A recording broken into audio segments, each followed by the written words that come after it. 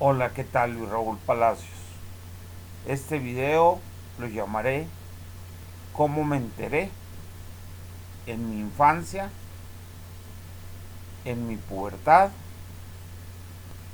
de que mi papá no estaba conmigo, que vivía pero que no estaba conmigo?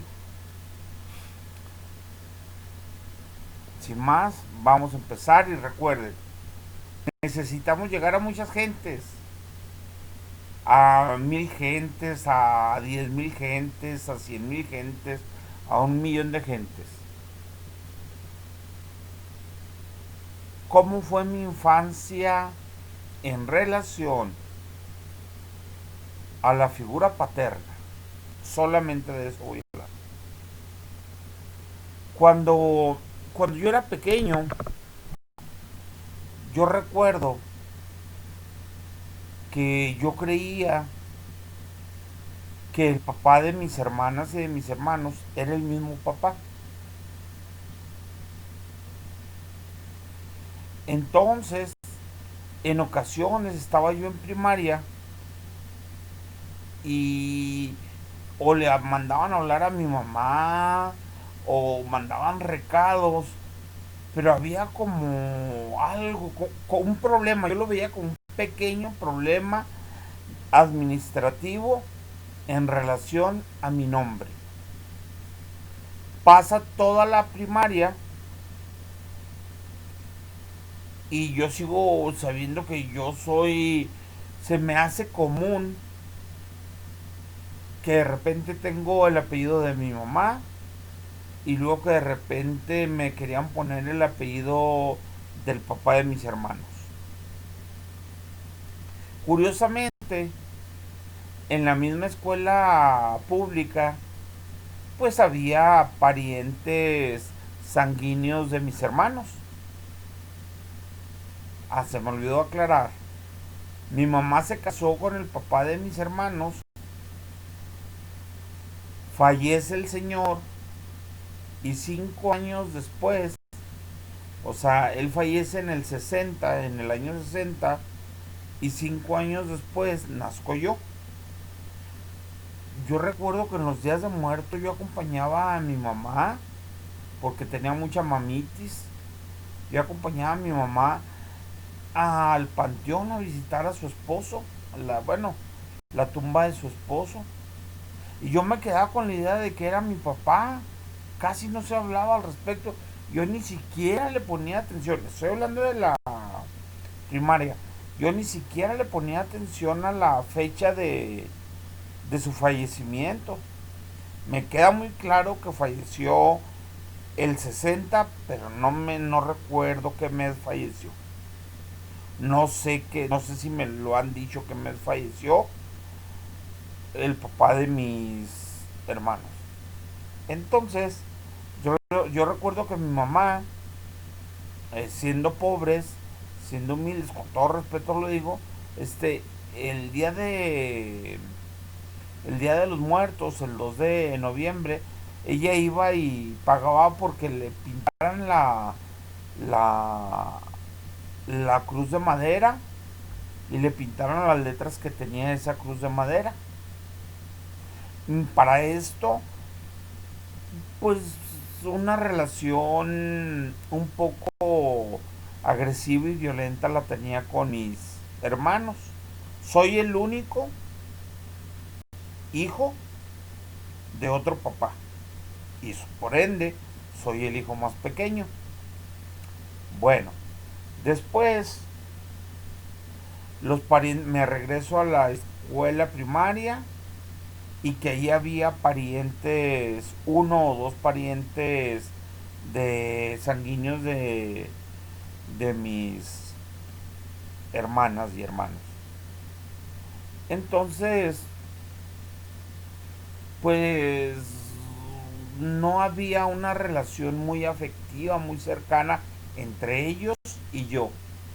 Yo lo daba a entender porque era el más pequeño. Luego en la secundaria, que ya tengo... perdón. Una escena que se me quedó muy, muy, muy grabada.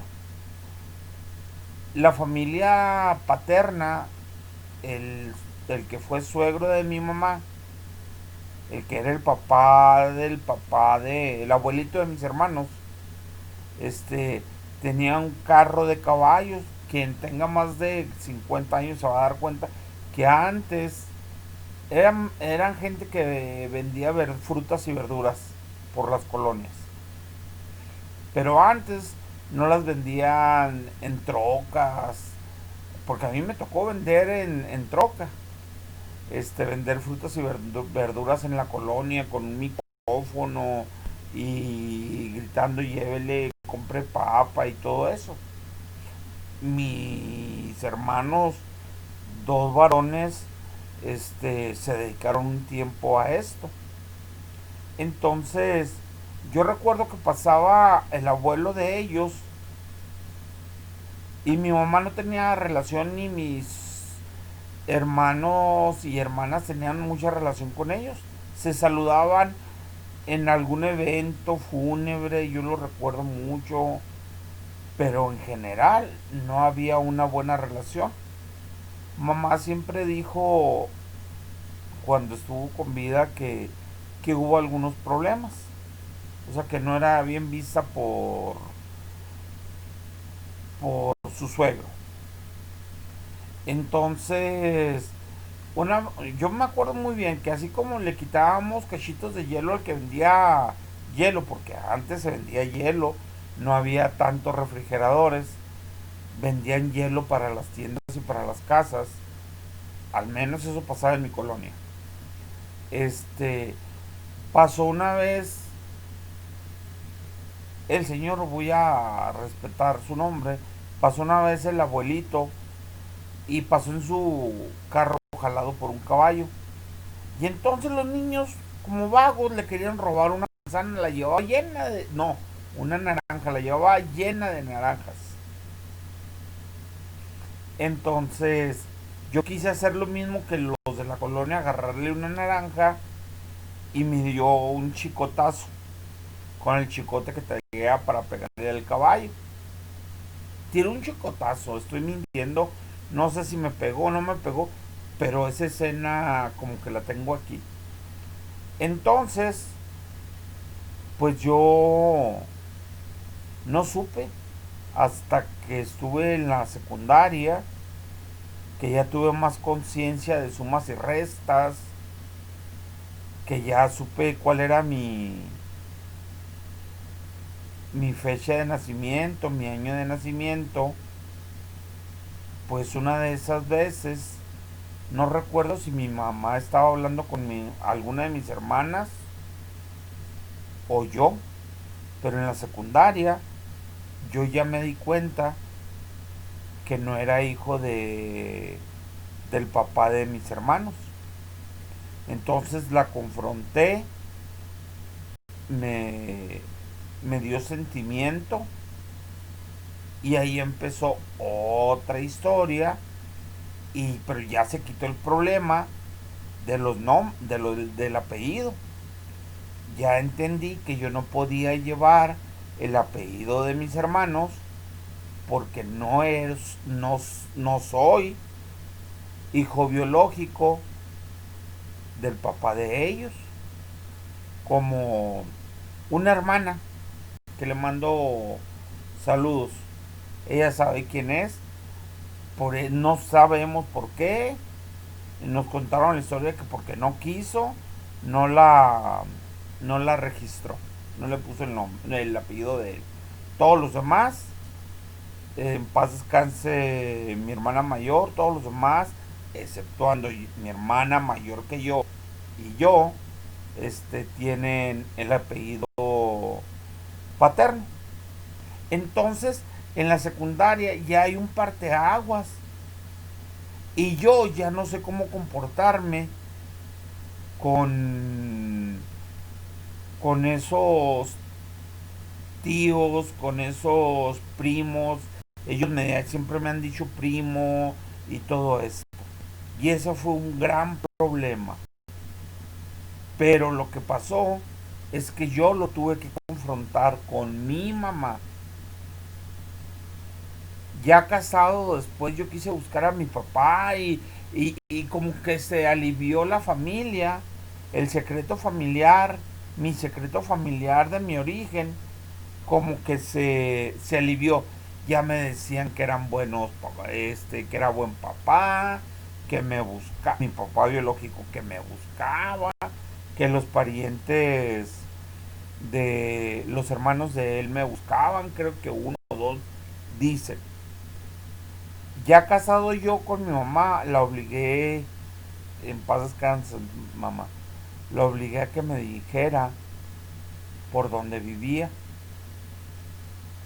Fuimos a buscarlo, pero nunca se prestó ya para, para conocerme. Dios lo bendiga y le agradezco. Si vive, le agradezco a estar muy viejecito. Le doy gracias porque me dio la vida. Todas las gracias del mundo. Le doy gracias porque por no sé cuánto tiempo hizo feliz o le dio buenos momentos a mi mamá. Respeto su estado civil y yo sé perfectamente que cuál es mi postura frente a esa familia que no conozco a nadie, pero también sé cuál es mi postura frente a mis hermanos, porque genera un conflicto.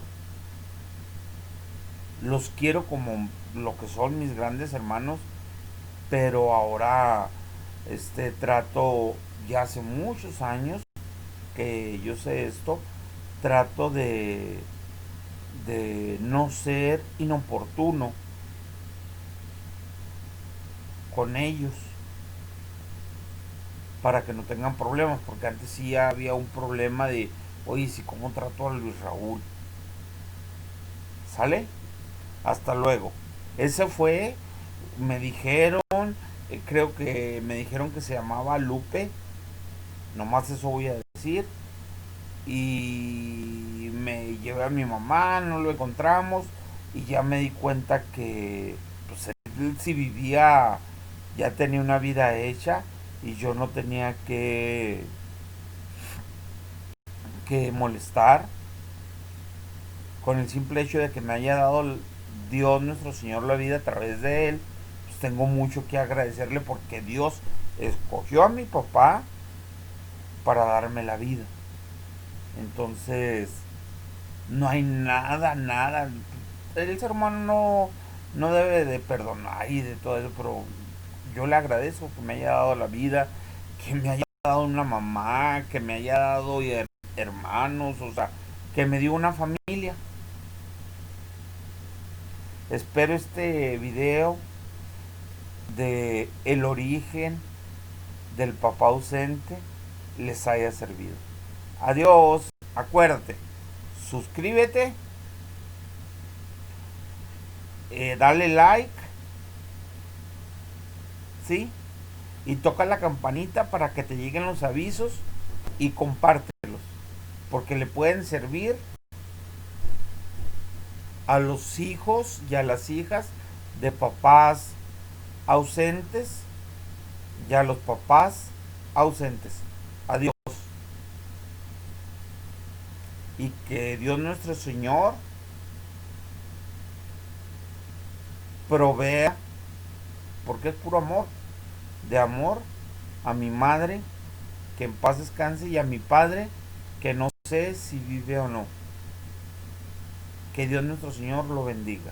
Y que los bendiga a los demás papás y a los demás hijos de papás ausentes. Adiós.